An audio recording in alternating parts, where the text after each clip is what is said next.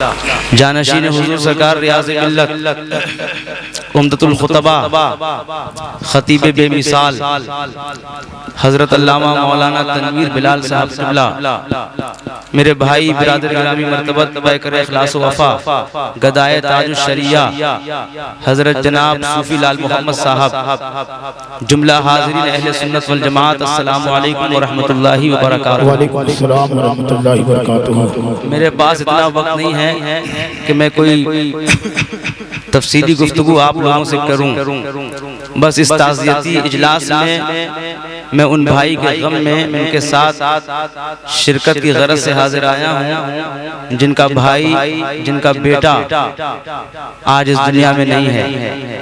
اللہ سے دعا ہے اللہ تعالیٰ انہیں جنت میں اعلیٰ سے اعلیٰ مقام عطا فرمائے۔ میرے بعد آپ یقیناً بہترین خطبہ سے خطابت سماعت کریں گے اور بڑے مشہور زمانہ شاعر نعت خواں احمد الفتاح صاحب قبلہ سے ان کی بہترین شاعری سماعت کریں گے۔ بہت دنوں کے بعد ان سے میری ملاقات ہوئی، یوں کبھی کبھی باہر کے کسی پروگراموں میں مجھے شرف لقاء ان سے حاصل ہو جاتا ہے۔ اللہ تعالیٰ ان کی عمر میں تمام مداح سرکار دو عالم صلی اللہ علیہ وسلم کی عمروں میں خوب صحت کے ساتھ برکتیں عطا فرمائے۔ اگر آپ یہ 5 منٹ 10 منٹ کی گفتگو میری سن رہے ہیں تو زندہ دلی کا ثبوت دے دیجئے۔ یہاں سے لے کر وہاں تک جتنے افراد ہیں میری آواز کے ساتھ آواز ملا کر دعا کر لیجئے، اے اللہ میلاد النبی کے صدقے طفیل مرحوم کو جنت میں اعلیٰ سے اعلیٰ مقام عطا فرمائے۔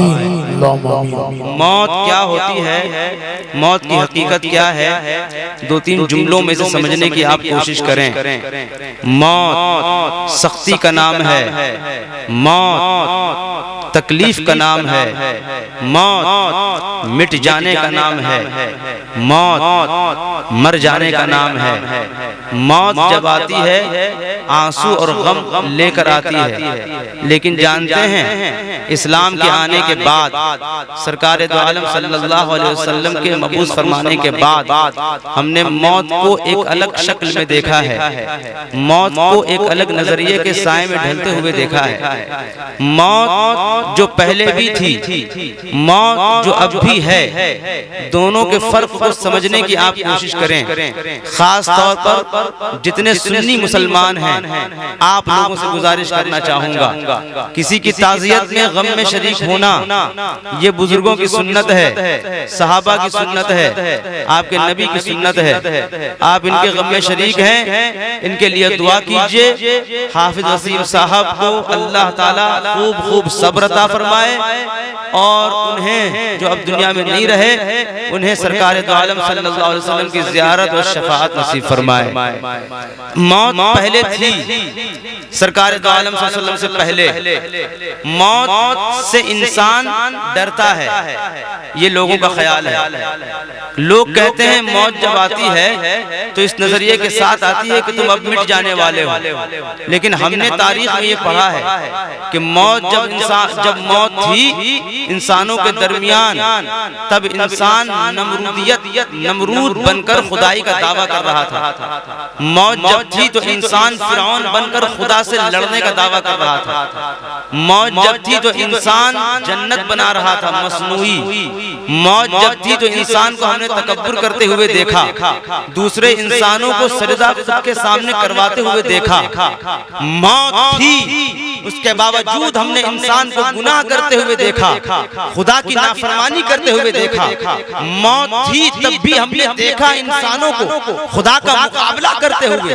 موت تھی تب بھی ہم نے دیکھا انسانوں کو وہ ایسے جرائم کرتے ہوئے جسے سننے کے بعد، تصور کرنے کے بعد بھی اور آج پڑھانے کے بعد بھی شرمندگی سے نگاہیں جھک جایا کرتی ہیں۔ انسانیت کو ہم نے تڑپتے ہوئے دیکھا موت ہونے کے باوجود، اور انسان کو دوسرے انسانوں کے ساتھ ان کو خون میں نہلانے کا پورا انتظام کرتے ہوئے دیکھا۔ جب موت تھی یہ تھا سرکار دو عالم صلی اللہ علیہ وسلم کے زمانے سے پہلے کا حال۔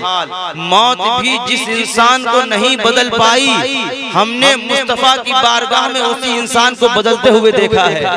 سرکار دو عالم صلی اللہ علیہ وسلم کے زمانے میں ہم نے دیکھا پہلے جو انسان حامان، شداد، نمرود، فرعون، متکبر، مصنوعی مصنوعی خدا بن کر ابھرتا تھا آتا تھا، اسی انسان کو ہم نے نبی کے میلاد کے بعد ابو بکر کی شکل میں دیکھا، عمر بن خطاب کی شکل میں دیکھا، مولا علی بنتے ہوئے دیکھا، عثمان غنی بنتے ہوئے دیکھا۔ موت میں دو طرح، اسی لیے میں آپ لوگوں سے کہنا چاہوں گا موت کو یاد کرتے رہیے۔ آپ نے ایک بزرگ کا نام سنا ہوگا، ان کا نام ہے حضرت سرکار سیدنا وارث علی شاہ رحمت اللہ علیہ، سرکار دیوا۔ یہ پیلا کپڑا پہنتے تھے، بغیر سلا ہوا۔ ایک دن مشکات حقانیہ میں یہ درج ہے، کسی نے پوچھا حضرت آپ یہ کپڑا کیوں پہنتے ہیں بغیر سلا ہوا کپڑا؟ ہمارے ہاں دستور اور طریقہ یہ ہے کہ ہم مارکیٹ سے جو کپڑا لاتے ہیں درزی کے پاس دیتے ہیں، ناپ دلواتے ہیں، پھر ہمارا لباس تیار ہوتا ہے، وہ پہنتے ہیں۔ بزرگوں کو کیوں یاد کرنا چاہیے؟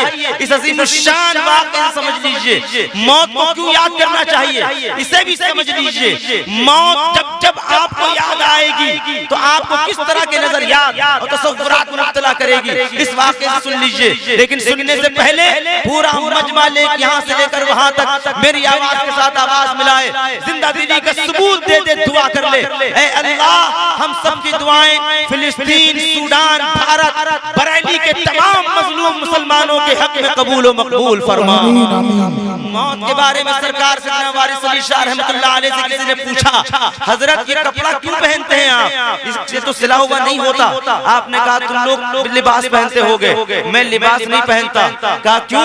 کہا میں لباس کی جگہ کفن پہنتا ہوں۔ سرکار وارث علی شاہ رحمت اللہ علیہ بس یوں ہی کپڑا لپیٹ لیا کرتے تھے، سلواتے نہیں تھے، پیلے کلر کا کپڑا ہوا کرتا تھا۔ ایک مرید نے جب یہ پوچھا تو اس نے کہا حضرت یہ جو آپ کفن پہنتے ہیں ہم نے سنا ہے، دیکھا ہے، دستور بھی یہی ہے کہ کفن تو مردہ پہنتے ہیں، زندہ کب سے پہننے لگے، آپ کیوں پہنتے ہیں؟ اس کے پیچھے کیا فلسفہ ہے؟ اس کے پیچھے کیا وجہ ہے؟ سرکار وارث علی شاہ رحمت اللہ علیہ کہتے ہیں اس کے پیچھے وجہ یہ ہے کہ جب میں کفن پہنتا ہوں، جب اپنے آپ کو آئینے میں اس حالت میں دیکھتا ہوں تو مجھے میرا کفن دکھتا ہے۔ جب مجھے میرا کفن دکھتا ہے مجھے میری موت یاد آتی ہے، جب مجھے میری موت یاد آتی ہے تو مجھے میرا خدا یاد آتا ہے۔ میں اپنے خدا کو یاد کرتا رہوں اس لیے کفن پہن رہا کرتا ہوں، کفن نہیں اتارتا۔ یہ موت کے تعلق سے ہے۔ مسلمانوں میں آپ لوگوں سے بھی کہنا چاہوں گا موت کو یاد کرتے رہیے، کسی کے غم میں شریک ہونا سیکھیے، کسی کے ساتھ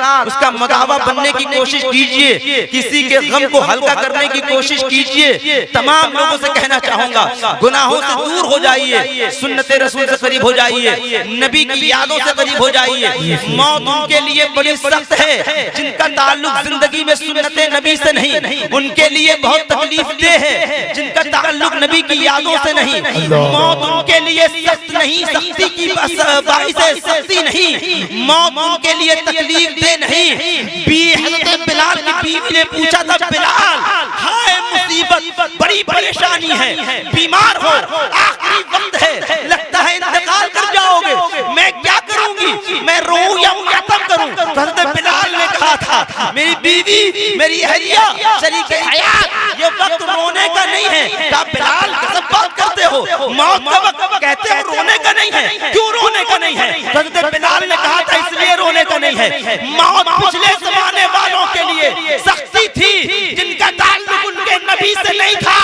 میں اپنے نبی کا غلام ہوں، موت آئی ہے، اللہ کا شکر ادا کرتا ہوں، اسی موت کے بعد تو نبی سے ملاقات نعرہ تکبیر، نعرہ رسالت، عظمت مصطفیٰ حضرت بلال داماد رسول، نعرہ تکبیر، نعرہ رسالت۔ اس لیے موت سے ڈرنے کی ضرورت نہیں ہے، موت کا سامنا کیجئے، پریشانیوں کا سامنا کیجئے، پریشانیوں کا مقابلہ کیجئے، پریشانیوں سے پریشان ہو کر غلط لوگوں کے پاس مت جائیے اور ان لوگوں کے پاس مت جائیے جنہوں نے شریعت کا تماشا بنانے کے بعد فقط دعا تعویذ کے نام پر پوری امت مسلمہ کے من میں عجیب سا ہیجان اور شک و شبہ پیدا کر دیا ہے ایمان اور عقیدے کے تعلق سے۔ گزارش کروں گا عقیدہ سرکار اعلیٰ حضرت سے لیجئے، اعلیٰ حضرت کی تعلیمات پر قائم رہیے، مدرسوں کو فروغ دیجئے۔ نوشاد علی صاحب کا ایک مدرسہ یہاں ہے لڑکیوں کا، اللہ تعالیٰ اس مدرسے کو خوب ترقی عطا فرمائے، اپنی بچیوں کو آپ پڑھائیے، تعلیم کو عام کیجئے۔ میرے پاس اتنا وقت نہیں کہ میں آپ سے گفتگو کروں، انشاءاللہ پھر کبھی ملاقات ہوگی۔ وما علینا الا البلاغ۔ السلام علیکم۔